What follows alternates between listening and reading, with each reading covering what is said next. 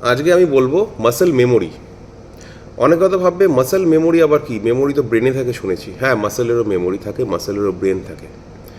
যেমন উদাহরণ দিই তোমাকে, ধরো তোমার কোনো ফ্রেন্ড অনেক বছর আগে এক্সারসাইজ করতো, সে মাঝখানে হয়তো গ্যাপ দিয়ে দিয়েছে, তার আগে ভালো ফিজিক ছিল, ঠিক আছে, কোনো কারণবশত, পরীক্ষা, চাকরি, ফ্যামিলি কারণ, যে কোনো কারণে হয়তো সে এক্সারসাইজ ওয়ার্কআউট বন্ধ করেছিল 1-1.5 বছর, 2 বছর, 4 বছর, 5 বছরের জন্য, রাইট? তো সে আবার ঠিক করলো যে ওয়ার্কআউট করতে যাবে, জিম করা স্টার্ট করবে। তো তার ফ্যাট হয়ে গেছে বা লিন হয়ে গেছে, যে কোনো একটা হবে, হয় ফ্যাট হবে নাহলে রোগা হবে। তো যে কোনোর মধ্যে একটা সে হয়েছে। আর তুমিও তার সাথে গেলে জিমে ওয়ার্কআউট করতে, যে চল তাহলে একসাথে ভর্তি হবো, বা চলো তাহলে একসাথে এক্সারসাইজ করবো। হ্যাঁ ঠিক আছে, চলো দুজন মিলে একসঙ্গে ভর্তি হলাম।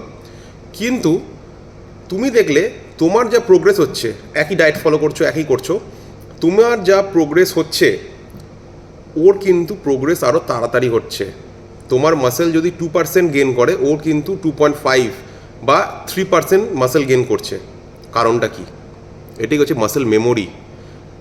ও আগে যে এক্সারসাইজ করতো, ওর মাসেলের কিন্তু মেমোরিতে আছে লোড হয়ে, যে এই আগে এক্সারসাইজ করেছে, আমি এতটা পরিমাণ বেড়েছিলাম, তো ওইটা ওর মেমোরিতে আছে।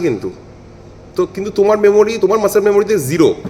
তোমার মাসেল মেমোরি জিরো হয়ে আছে, কারণ ও কোনো দিন এক্সারসাইজ ও জানেই না, কি এক্সারসাইজের মধ্যেও ছিলই না, ওকে নিয়ে কোনো দিন নাড়াচাড়া হয়নি। তো ওর কাছে ব্যাপারটা নতুন।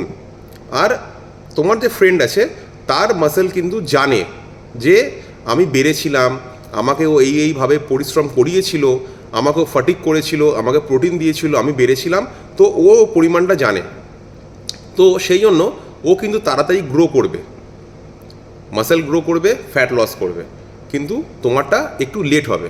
তো সেই জন্য ভাববে না যে ওর তাড়াতাড়ি হয়ে যাচ্ছে, আমার কেন হচ্ছে না। তোমারও হবে, একটু টাইম লাগবে। ক্লিয়ার? Thank you.